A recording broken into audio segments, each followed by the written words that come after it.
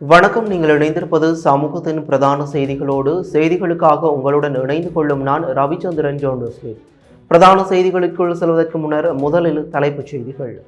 தொடர் சரிவுக்கு முற்றுப்புள்ளி. இலங்கை ரூபாவின் மதிப்பு திடீர் உயர்வு. திடீரென்று இடிந்து விழுந்த கட்டடம், 3 தொழிலாளர்கள் படுகாயம். கண்டியில் பரபரப்பு. ஜூன் முதல் அகமதாபாத் கொழும்பு இடையே நேரடி விமான சேவை. மூச்சு முட்ட கடத்தப்பட்ட 22 மாடுகள். கிளிநொச்சி பரிசர் அதிரடி சுற்றி வளைப்பு. கர்ப்பப்பை வாய் புற்றுநோய் கண்டறிதலில் புதிய முன்னேற்றம். 12 அதிநவீன இயந்திரங்கள் இணைப்பு. பெண்களை குறிவைத்து தங்கச் சங்கிலிகள் கொள்ளை. திருட்டு பைக்குடன் சிக்கிய இளைஞன். மனைவிக்கு பெட்ரோல் ஊற்றி தீ வைத்த கொடூரம். கணவன் அதிர்ச்சி வாக்குமூலம்.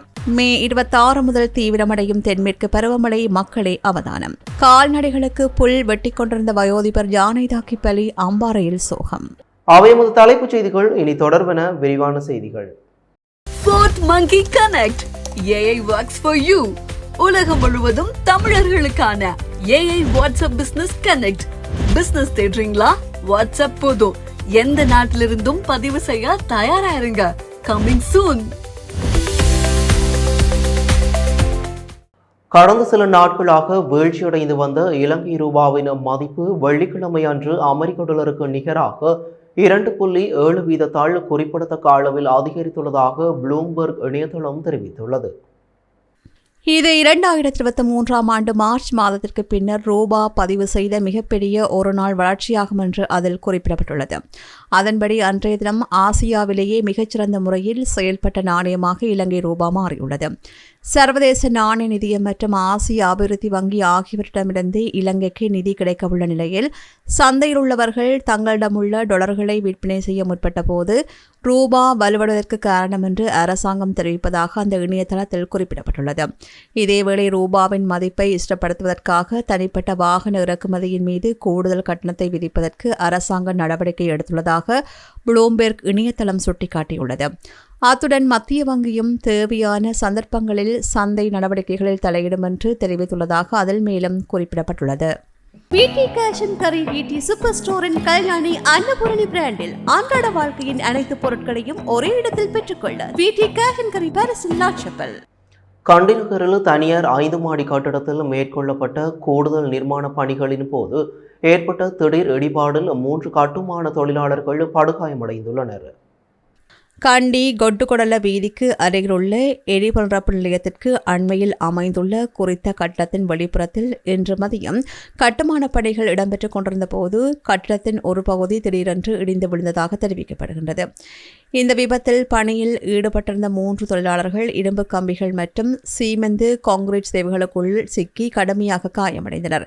அந்த பகுதி மக்கள் மற்றும் அவசர சேவை பிரிவினரின் உதவியுடன் அவர்கள் மீட்கப்பட்டு உடனடியாக கண்டி தேசிய வைத்தியசாலையில் அனுமதிக்கப்பட்டனர். காயமடைந்தவர்களின் நிலைமை கவலைக்கிடமாக உள்ளதாகவும் அவர்களுக்கு அவசர சத்திர சிகிச்சைகள் மேற்கொள்ளப்பட்டு வருவதாகவும் வைத்தியசாலை தரப்புகள் தெரிவித்துள்ளன. சம்பவத்தை நேரில் கண்டவர்கள் கூறுகையில், கட்டுமான பகுதி பாதுகாப்பற்ற நிலையில் இருந்ததுடன் பயன்படுத்தப்பட்ட சீமெண்ட் பிளாக் கற்களுடன் கட்டடத்தின் வெளிப்பகுதி சரிந்ததே விபத்திற்கு காரணம் என்று தெரியவந்துள்ளது. இதனிடையே சம்பவ இடத்துக்கு சென்ற கண்டி போலீசார் அங்கு மேற்கொள்ளப்பட்ட கட்டுமான பணிகளில் பாதுகாப்பு நடைமுறைகள் தொடர்பில் விசாரணைகளை மேற்கொண்டு வருகின்றனர். கண்டி மாநகர அவசர தீயணைப்பு பிரிவினரும் சுவசரிய ஆம்புலன்ஸ் சேவையும் மீட்பு நடவடிக்கைகளில் ஈடுபட்டிருந்தனர். இந்த விபத்து தொடர்பில் கண்டி போலீசார் மேலதிக விசாரணைகளை தொடர்ந்து மேற்கொண்டு வருகின்றனர். இலங்கையின் சுற்றுலாத்துறையை மேலும் பலப்படுத்தும் நோக்கில் மேற்கு இந்தியாவுடனான விமான இணைப்பை விரிவுபடுத்த புதிய நடவடிக்கை எடுக்கப்பட்டுள்ளது. இதன் ஒரு பகுதியாக அகமதாபாத் கொழும்பு நேரடி விமான சேவை வரும் ஜூன் 19 ஆரம்பிக்கப்பட உள்ளது. இலங்கையின் தனியார் விமான சேவை நிறுவனமான பிட்ஸ் ஏர் இந்த வழித்தடத்தில் வாரத்திற்கு 3 நாட்கள் தனது விமான சேவைகளை இயக்கவுள்ளது. இலங்கையின் சுற்றுலா சந்தையில் இந்தியா தொடர்ந்தும் முதலிடத்தில் இருந்து வருகின்றது.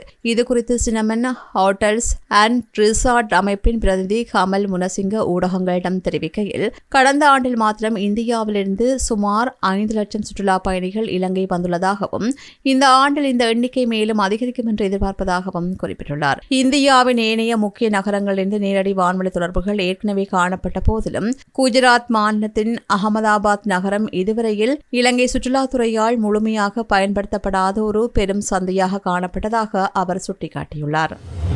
கிளிநொச்சியிலிருந்து யாழ்ப்பாணத்திற்கு சட்டவிரோதமாக கடத்திச் செல்லப்பட்ட 22 மாடுகளை கிளிநொச்சி போலீசார் மீட்டதுடன் சம்பவத்துடன் தொடர்புடைய சந்தேக நபர் ஒருவரையும் கைது செய்துள்ளனர். கிளிநொச்சி முட்கொம்பன் பகுதியில் இருந்து உரிய அனுமதி பத்திரமின்றி 22 மாடுகளை பார ஊர்தியொன்றில் மறைத்து யாழ்ப்பாணத்திற்கு கொண்டு சென்றதாக தெரிவிக்கப்படுகின்றது. இந்நிலையில் முகமாலை பகுதியில் மாவட்ட குற்றத்தடுப்பு போலீஸ் பிரிவினர் மேற்கொண்ட சோதனை நடவடிக்கையின் போது குறித்த பார ஊர்தி பரிசோதனைக்கு உட்படுத்தப்பட்டது. அதன்போது வாகனத்தில் மறைத்து கொண்டு செல்லப்பட்ட 22 மாடுகள் மீட்கப்பட்டுள்ளன. சம்பவத்துடன் தொடர்புடைய பார ஊர்தி சாரதி போலீசாரால் கைது செய்யப்பட்டுள்ளார். கைது செய்யப்பட்ட சந்தேக நபரும் மீட்கப்பட்ட மாடுகளும் நீதிமன்றத்தில் முன்னிலைப்படுத்தப்பட உள்ளதாக போலீசார் மேலும் தெரிவித்தனர். இலங்கை பெண்களுக்கு ஏற்படும் புற்றுநோய்களில் 5வது இடத்தில் உள்ள கர்ப்பப்பை வாய் புற்றுநோயை கண்டறிவதற்கும் அதற்கான சிகிச்சை சேவைகளை திறம்பட முன்னெடுப்பதற்கும் 12 அதிநவீன கோல்போஸ்கோபி இயந்திரங்கள் வைத்தியசாலை கட்டமைப்பில் இணைக்கப்பட்டுள்ளதாக சுகாதார அமைச்சு தெரிவித்துள்ளது. இதற்கு மேலதிகமாக அடுத்த மாதத்திற்குள் மேலும் 5 இயந்திரங்களை நிறுவுவதற்கு திட்டமிடப்பட்டுள்ளதாக அமைச்சு குறிப்பிட்டுள்ளது. இந்த இயந்திரம் ஒன்றின் பெறுமதி 60 லட்சம் ரூபாவாகும் என்பதுடன் இதற்காக சுகாதார மற்றும் ஊடகத்துறை அமைச்சினால் 72 மில்லியன் ரூபாவிற்கும் அதிக நிதி செலவிடப்பட்டுள்ளது.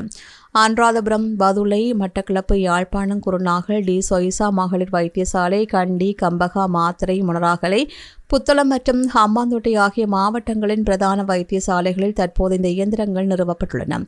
அதே நேரம் அடுத்த மாதத்திற்குள் கிடைக்கப்பெறவுள்ள எஞ்சிய 6 இயந்திரங்களை அம்பாறை, ராகம, களுத்துறை, குளியாப்பட்டிய, மாத்தளை மற்றும் வவுனியா ஆகிய போதனா மற்றும் மாவட்ட பொது வைத்தியசாலைகள் நிறுவுவதற்கு அமைச்சு திட்டமிட்டுள்ளதுடன் இதற்காக 42 மில்லியன் ரூபாவிற்கும் அதிக நிதி ஒதுக்கப்பட்டுள்ளது.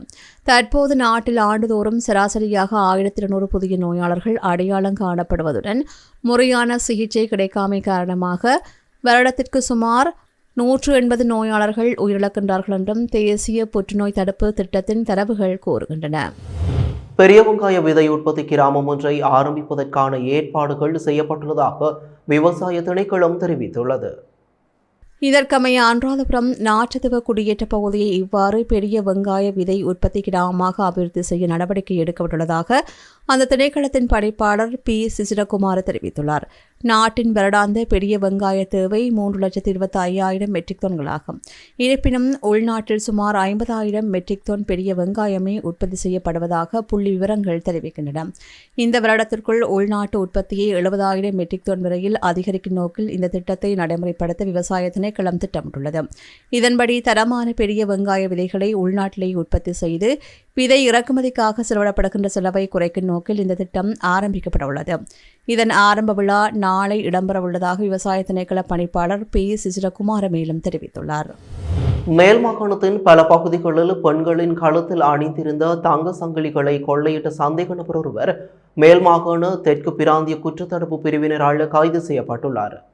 கைது செய்யப்பட்ட நபரிடமிருந்து சுமார் 80 லட்சம் ரூபாய் பெறுமதியான 18 தங்கச் சங்கிலிகளும் 2 திருடப்பட்ட மோட்டார் சைக்கிள்களும் கைப்பற்றப்பட்டுள்ளன.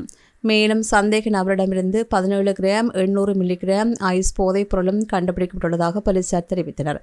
கடந்த 3 மாத கால பகுதியில் மகரகம, கோமாகம, மீகொட, மிடிகானா, ஹொட்டாவ மற்றும் மாலபே உள்ளிட்ட பகுதிகளில் ஸ்கூட்டர் ரக மோட்டார் சைக்கிள்களில் பயணித்த பெண்களின் கடத்திலிருந்த தங்கச் சங்கிலிகள் மற்றும் ஒரு மோட்டார் சைக்கிளில் வந்த ஒருவரால் பறிக்கப்பட்டதாக பல முறைப்பாடுகள் பதிவு செய்யப்பட்டிருந்தன. இந்நிலையில் கிடைத்த தகவலின் அடிப்படையிலேயே கோமாகம வைத்தியசாலை பகுதியில் மேற்கொள்ளப்பட்ட விசேட குற்றத்தடுப்பு நடவடிக்கையின் போது சந்தேக நபர் மோட்டார் சைக்கிளில் வந்தபோது ஜீப் வாகனத்தில் வழிமறித்து கைது செய்யப்பட்டார். ஆரம்ப விசாரணைகளில் அவர் பயன்படுத்திய மோட்டார் சைக்கிள் கடந்த மார்ச் 10ஆம் தேதி மகரகம புற்றுநோய் வைத்தியசாலைக்கு அருகில் திருடப்பட்டதாக தெரியவந்துள்ளது. அதே மோட்டார் சைக்கிளை பயன்படுத்திய பல கொள்ளை சம்பவங்களை அவர் மேற்கொண்டதும் உறுதியாகியுள்ளது. மேலும் கிராண்ட்பாஸ் பகுதியில் மற்றொரு மோட்டார் சைக்கிளையும் அவர் திருடியதாகவும் அதுவும் போலீசாரால் மீட்கப்பட்டதாகவும் தெரிவிக்கப்படுகின்றது. கொள்ளையடிக்கப்பட்ட தங்க நகைகள் அனைத்தும் மகரகம பகுதியில் உள்ள ஒரே அடகு வைக்க நிலையத்திலேயே விற்பனை செய்யப்பட்டுள்ளதாக விசாரணையில் தெரியவந்துள்ளது. பன்னிப்பட்டிய பகுதியைச் சேர்ந்த 28 வயதுடைய சந்தேக நபர் கடுமையான போதைப்பொருள் பழக்கத்திற்கு அடிமையானவர் என்றும் போலீசார் தெரிவித்துள்ளனர். தனது மனைவியின் உடலில் பெட்ரோல் ஊற்றி தீ வைத்த சம்பவம் தொடர்பில் சந்தேக நபரான கணவரை போலீசார் கைது செய்துள்ளனர். இவ்வாறு கைது செய்யப்பட்டவர் மீகவத்த அங்குட பிரதேசத்தைச் சேர்ந்த 41 வயதுடைய நபர் ஆவார்.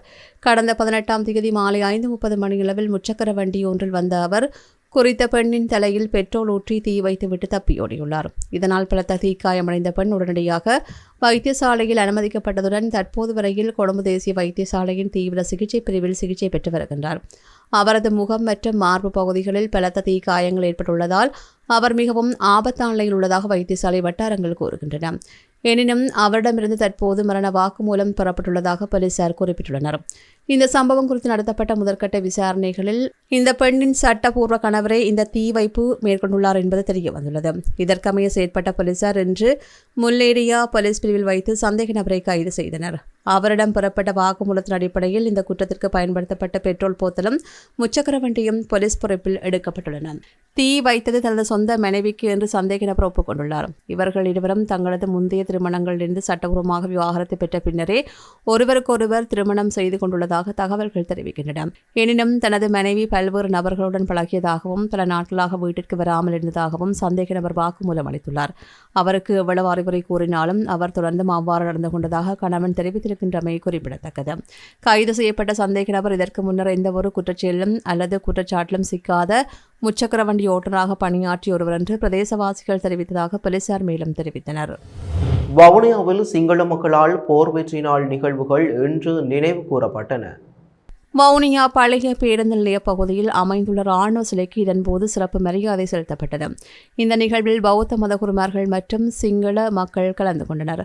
போர் வெற்றியை குறிக்கும் வகையிலேயே ஏற்பாடு செய்யப்பட்டிருந்த இந்த நிகழ்வில் சிங்கள மக்கள் மற்றும் மதகுருமார்கள் தமது அஞ்சலியை செய்தனர். இலங்கையின் மனைவிற்பனை மற்றும் நிர்மாணத் துறையில் முதன்மை நிறுவனமான ப்ளூ ஓஷனை நாடுங்கள்.